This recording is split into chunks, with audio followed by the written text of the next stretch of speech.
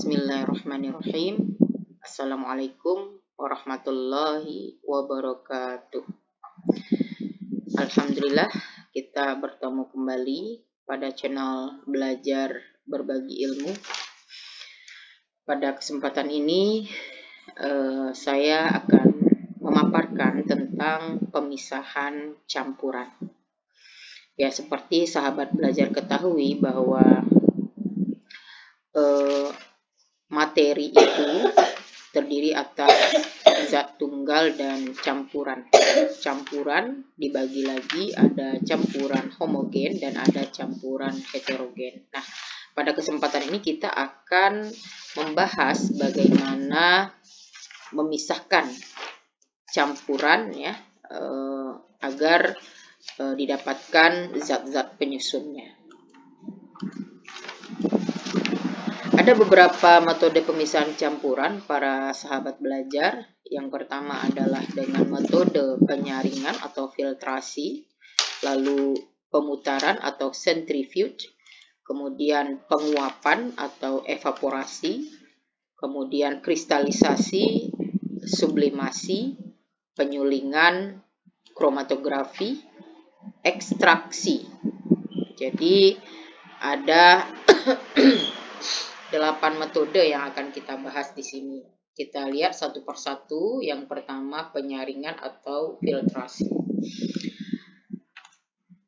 Penyaringan ini merupakan pemisahan campuran berdasarkan perbedaan ukuran partikel, di mana dilakukan untuk memisahkan zat padat dari zat cairnya. Contohnya pada pemisahan endapan CDS, kadmium sulfida yang berwarna kuning dari larutan. Kemudian pada proses penyaringan air santan dari ampas kelapa. Kemudian pada proses pemisahan garam dari pasir yang kotor. Nah, seperti ini kira-kira gambar proses penyaringan ya. Sahabat belajar, di sini dimasukkan kristal garam ya. Yang bercampur dengan pasir yang kotor ya, kemudian dimasukkan.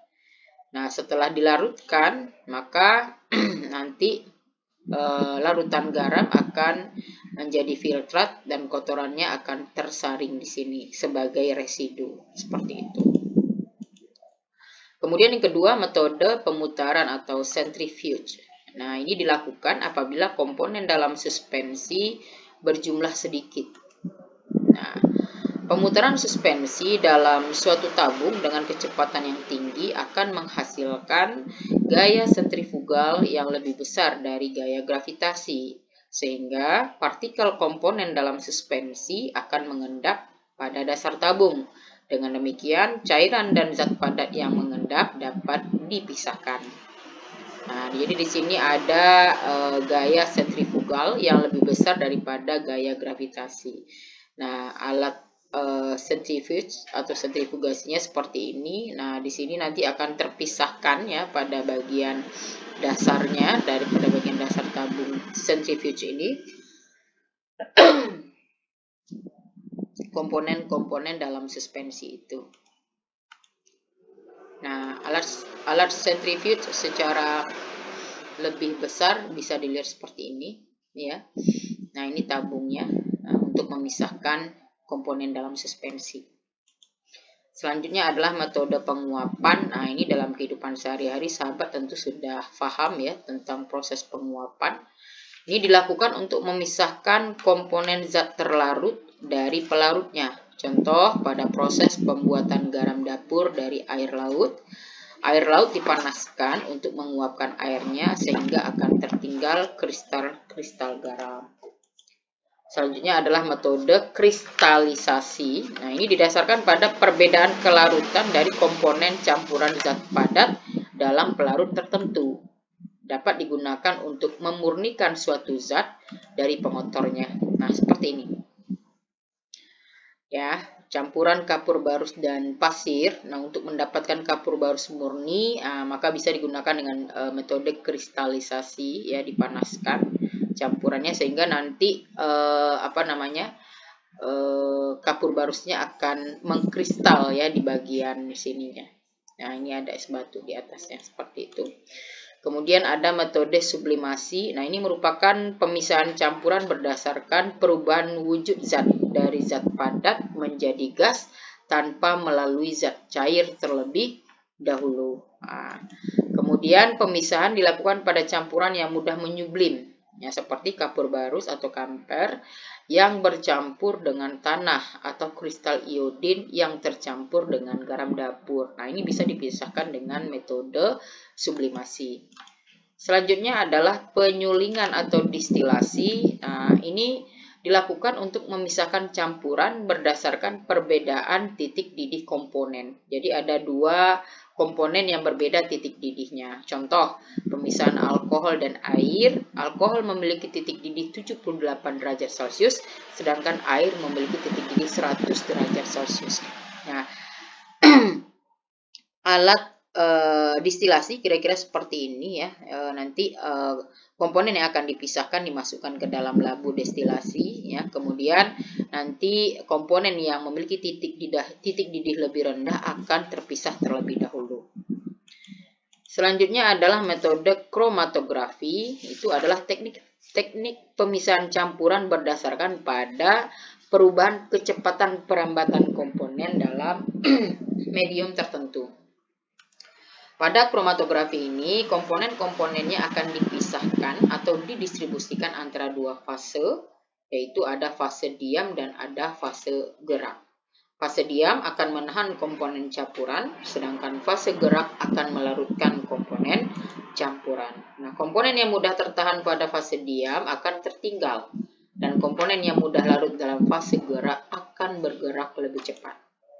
Nah, metode kromatografi dapat digunakan untuk memisahkan campuran zat warna pada tinta. Nah, gambarnya lebih jelas seperti ini. Nah, ini ya, ini fase diam dan ini fase bergerak. Nah, nanti fase diam ini akan menahan komponen-komponen ya, seperti yang disampaikan tadi bahwa fase diam ini akan menahan komponen campuran, sedangkan fase gerak akan melarutkan komponen campuran. Komponen yang mudah tertahan pada fase diam akan tertinggal.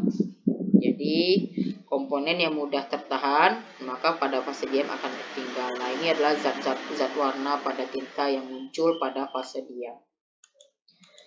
Selanjutnya metode ekstraksi. Nah, ini merupakan pemisahan campuran di mana zat terlarut akan terdistribusi atau terbagi dalam dua buah pelarut yang tidak dapat bercampur. Nah, ekstraksi digunakan untuk memisahkan senyawa organik dari larutan berair.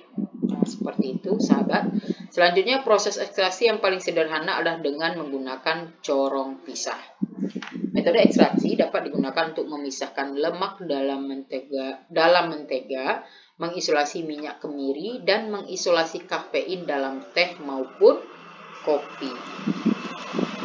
Nah, itulah beberapa metode pemisahan campuran. Selanjutnya, silahkan sahabat coba mengerjakan latihan ya dalam menentukan metode pemisahan campuran berikut. Jawaban bisa sahabat tulis di bagian kolom komentar terkait jawaban dari latihan ini.